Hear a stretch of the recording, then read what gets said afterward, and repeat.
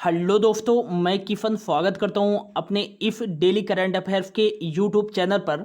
आज हम पढ़ने वाले हैं 15 जून 2022 का मोस्ट इम्पॉर्टेंट करंट अफेयर्स, जो कि आपके सभी एग्जाम के लिए मोस्ट यूजफुल होने वाला है।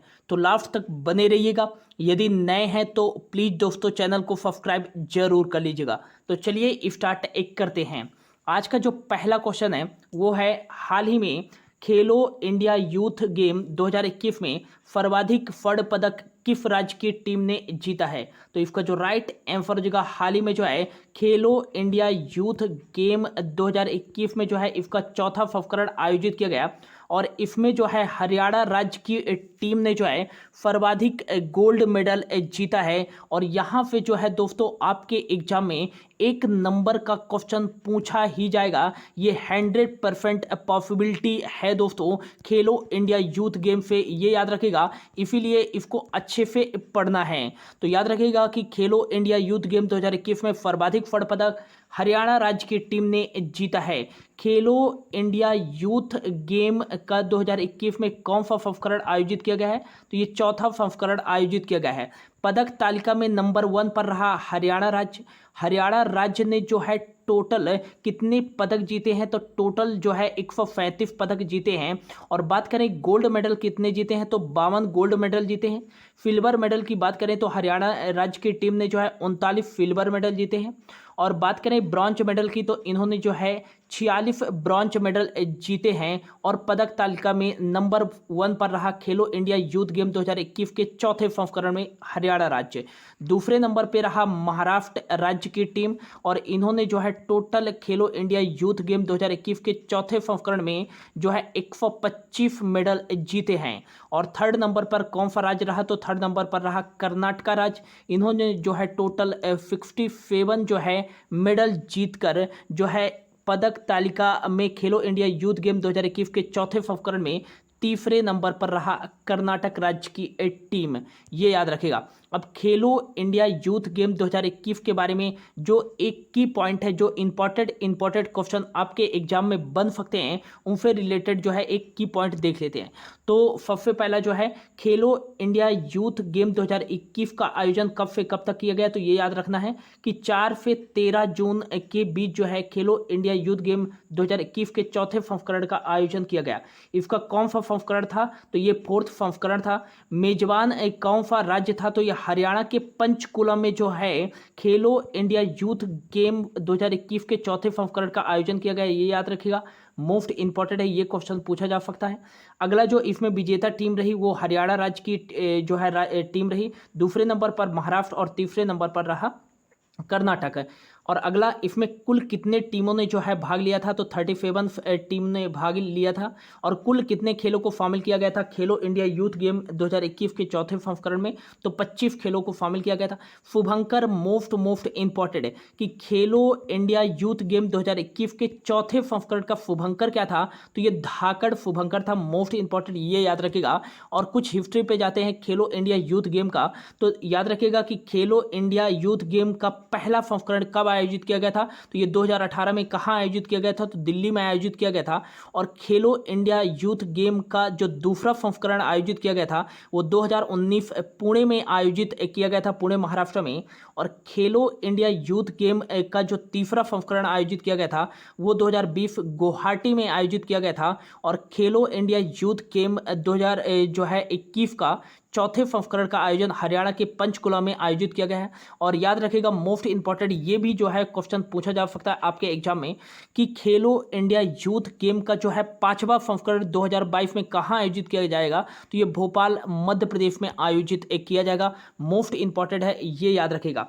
अगला जो है खेलो इंडिया यूथ गेम 2021 के चौथे संस्करण का उद्घाटन किसके द्वारा किया गया? तो ये किया गया central home minister Amit Shah ji के द्वारा इसका उद्घाटन किया गया, ये याद रखिएगा। एक याद रखिएगा काजल फरगर का नाम, काजोल फरगर का नाम याद रखिएगा।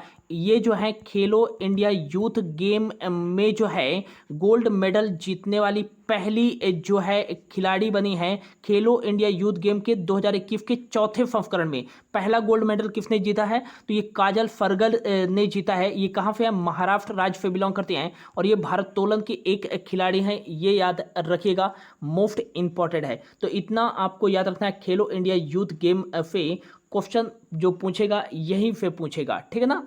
अगला जो क्वेश्चन है, हाल ही में विश्व रक्तदाता दिवस कब मनाया गया है? तो इसका जो राइट आंसर हो जाएगा, हाल ही में जो है विश्व रक्तदाता दिवस ये 14 जून को मनाया गया है। एक याद रखिएगा कि यह दिवस मनाए जाने का प्रमुख उद्देश्य क्या है?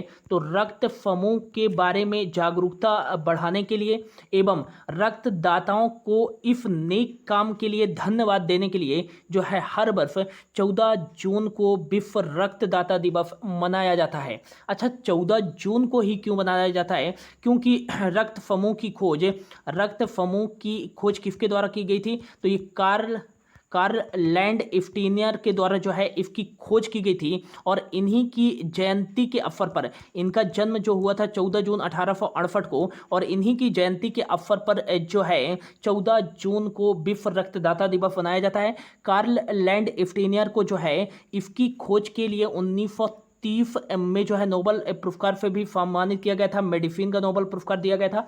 और इन्होंने जो है रक्त में पाया जाने वाला एक तत्व RH फैक्टर की भी खोज की थी कार्ल लैंडस्टीनियर ने। अच्छा, 2022 में जो है इसकी थीम क्या थी?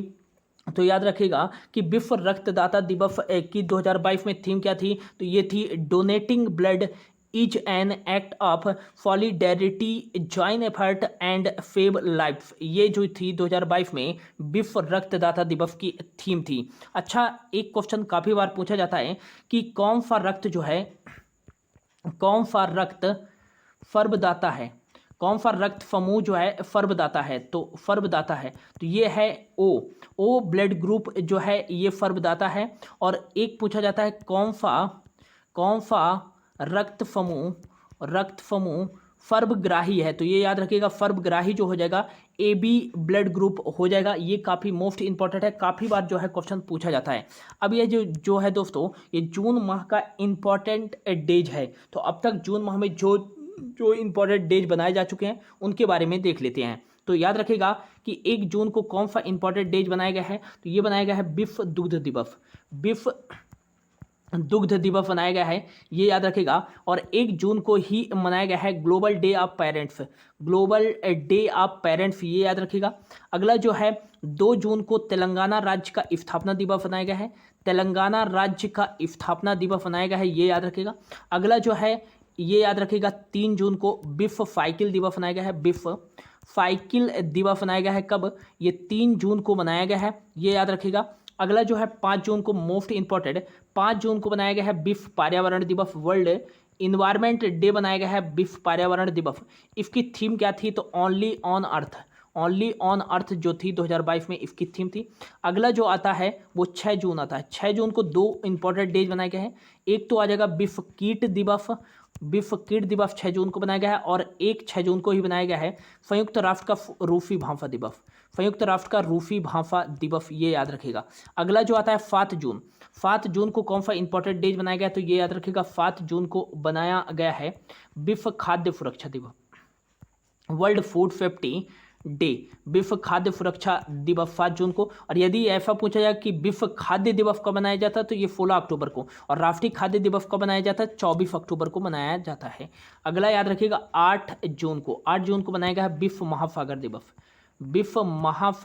दिवस, और वर्ल्ड ब्रेन ट्यूमर डे, ये भी 8 जून को बनाया गया है। 9 जून को बनाया गया है विश्व प्रत्यायन दिवस, और अगला जो है 12 जून को बनाया गया है विश्व बाल श्रम निषेध दिवस, ये 12 जून को बनाया गया है। और अब जो है 14 जून को बनाया गया है विश्व रक्तदाता दिवस, मोस्ट इंपॉर्टेंट, याद रखिएगा। बढ़ते हैं अगले क्वेश्चन की ओर। अगला जो क्वेश्चन है, हाल ही में किस राज्य ने सुरक्षा मित्र प्रोजेक्ट जो है लॉन्च किया है? तो इसका जो राइट आंसर हो जाएगा, हाल ही में जो है केरल राज्य सरकार ने जो है वाहन या कह सकते हैं यात्रा निगरानी प्रणाली यह एक प्रोजेक्ट है यात्रा की निगरानी रखने के लिए। यह सुरक्षा मित्र प्रोजेक्ट जो है केरल राज्य के द्वारा जो है लॉन्च किया गया है। अच्छा, बात करें कि इसमें जो है एक जो है वाहनों पर, केरल राज्य की वाहनों पर क्या लगाया जाएगा?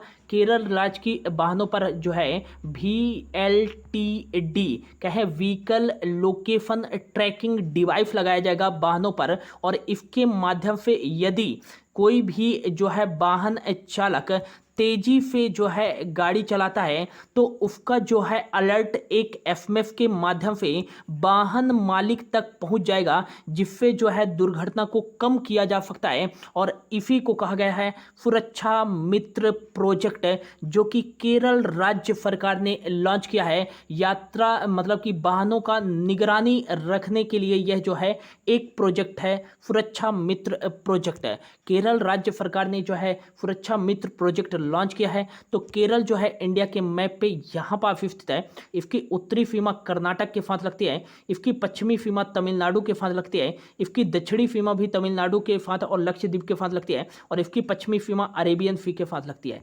यहाँ का जो DLR नंबर है वो है 14-20-09। 14 यहाँ डिस्ट्रिक्ट है, 20 लोकसभा की सीट है और 9 यहाँ राज्यसभा की सीट है। यहाँ का जो विधानमंडल है दोस्तों वो एक फन्नी है, केवल विधानसभा की सीटें, और 140 यहाँ विधानसभा की सीटें। यहाँ की जो राजधानी है वो है तिरुवनंतपुरम जो है यहाँ की राजधानी है केरल की। एक याद रखिएगा कि केरल के मुख्यमंत्री कौन है, तो ये है पिनरई विजयन। पिनरई विजयन जो है केरल के मुख्यमंत्री हैं, ये याद रखिएगा। यहाँ के गवर्नर कौन है दोस्तों, तो ये याद रखिएगा आरिफ मोहम्मद खान। आरिफ मोहम्मद खान जो है यहाँ के गवर्नर हैं। एक याद रखिएगा कि भारत का जो है उच्चतम लिंगा अनुपात वाला राज्य कौन सा है, तो ये है केरल राज्य। यहाँ 1000 पुरुषों में 1084 महिलाएं निवास करती हैं, ये याद रखिएगा। अगला याद रखिएगा कि Eravikulam national park, Eravikulam national park, Mathikettan Shola national park, Mathikettan Shola national park, Pampadum Shola national park, silent valley national park, ये सभी नेशनल पार्क कहाँ स्थित हैं, तो केरल राज्य में ही स्थित हैं। एक काफ़ी बार एग्जाम में पूछा जाता है कि कथकली शास्त्रीय नृत्य, कथकली जो है शास्त्रीय नृत्य किस राज्य का शास्त्रीय नृत्य है, तो ये केरल का ही शास्त्रीय नृत्य है। और एक याद रखिएगा मोहिनी अट्टम जो शास्त्रीय नृत्य है किस राज्य का शास्त्रीय नृत्य है, तो ये केरल का ही शास्त्रीय नृत्य है। ओणम त्यौहार जो है किस राज्य में मनाया जाता है या किस राज्य का सबसे बड़ा त्यौहार है, तो ओणम त्यौहार जो है केरल का जो है सबसे बड़ा त्यौहार है।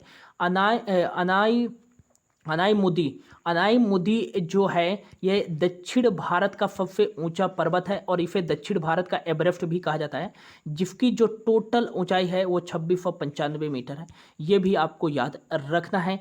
एक याद रखिएगा केरल में ही स्थित है सबरीमाला टेम्पल, और यह क्वेश्चन में पूछा जाता है कि सबरीमाला जो मंदिर है किस नदी के किनारे स्थित है, तो ये पंबा नदी के किनारे स्थित है। अगला याद रखिएगा केरल राज्य के करंट अफेयर्स के बारे में कि भारत का फर्स्ट जो है पेपरलेस हाईकोर्ट कौन सा बना है, तो भारत का पहला पेपरलेस हाईकोर्ट केरल का ही बना है। एक याद रखिएगा कि भारत का जो पहला ग्राफीन इनोवेशन सेंटर की स्थापना की गई है, ये कहाँ की गई है, तो ये केरल में ही। और वर्ल्ड एटलस जारी करने वाला भारत का पहला राज्य कौन सा है, तो ये केरल राज्य ही है। पिंक प्रोटेक्शन परियोजना की शुरुआत केरल राज्य सरकार के द्वारा ही शुरू की गई है। एक याद रखिएगा कि केरल का कुंबलांगी गांव है जो कि भारत का पहला सैनिटरी नैपकिन मुक्त गांव बन गया है। एक याद रखिएगा कि हाल ही में जो है नॉलेज इकोनॉमी मिशन की शुरुआत जो है केरल राज्य सरकार के द्वारा की गई है। और भारत की पहली डिजिटल यूनिवर्सिटी की स्थापना केरल की राजधानी तिरुवनंतपुरम में की गई है, ये भी आपको याद रखना है, ठीक है ना।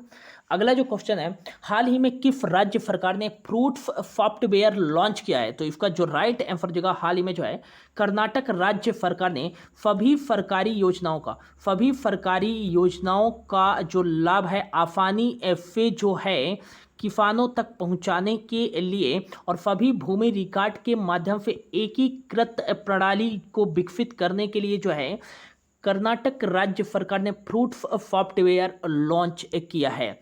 कर्नाटक राज्य सरकार ने लॉन्च किया है, तो कर्नाटक जो है दक्षिण भारत का सबसे बड़ा राज्य है। और अगला याद रखिएगा इसकी उत्तरी सीमा गोवा और महाराष्ट्र के साथ लगती है और इसकी जो है पश्चिमी सीमा आंध्र प्रदेश के साथ, और ये जो नॉर्थ कह सकते हैं नॉर्थ ईस्ट वाली जो सीमा है तेलंगाना के साथ लगती है। इसकी जो है साउथ ईस्ट वाली सीमा जो लगती है तमिलनाडु के साथ, और इसकी जो है दक्षिणी सीमा जो लगती है केरल के साथ लगती है। पश्चिमी सीमा अरेबियन सी के साथ लगती है। अगला आपको याद रखना है कि 31, 28, 12 यहाँ का DLR नंबर है, मतलब कि यहाँ जो जिले हैं वो 31 हैं। और 31वां जिला कौन सा बना है कर्नाटक का, तो विजयनगर हाल ही में जो है कर्नाटक का 31वां जिला बना है।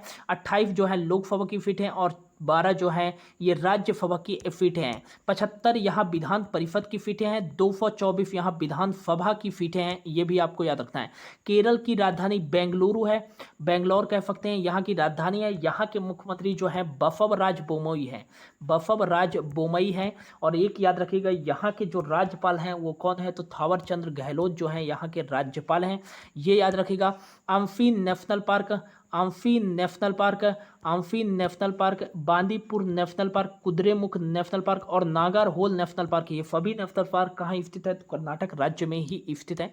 यक्षगान शास्त्रीय नृत्य, यक्षगान शास्त्रीय नृत्य काफ़ी बार एग्जाम में पूछा गया कि यक्षगान जो है नृत्य कह सकते हैं, शास्त्रीय नृत्य नहीं है। तो यक्षगान जो नृत्य है ये किस राज्य का शास्त्रीय मतलब कि नृत्य है, तो ये केरल राज्य का ही नृत्य है, ये याद रखिएगा। और नेशनल एजुकेशन पॉलिसी लागू करने वाला पहला भारतीय राज्य कर्नाटक ही है। और सरकारी सेवाओं में ट्रांसजेंडरों को 1% आरक्षण प्रदान करने वाला पहला भारतीय राज्य कर्नाटक ही है। जन सेवक योजना की शुरुआत हाल ही में कर्नाटक राज्य सरकार के द्वारा ही शुरू की गई है। विश्व का सबसे लंबा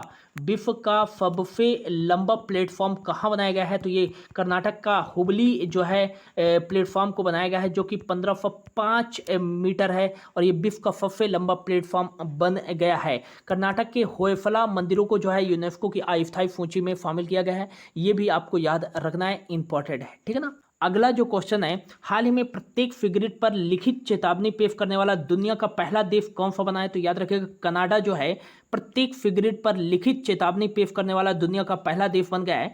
पहले जो था ये सिगरेट के पैकेट पर जो है ये चेतावनी लिखी होती थी, अब जो है कर्नाटक राज्य सरकार ने प्रत्येक सिगरेट पर यह चेतावनी लिख दी है कि यह स्वास्थ्य के लिए हानिकारक है, और इस प्रकार जो है करने वाला दुनिया का पहला देश बन गया है कनाडा।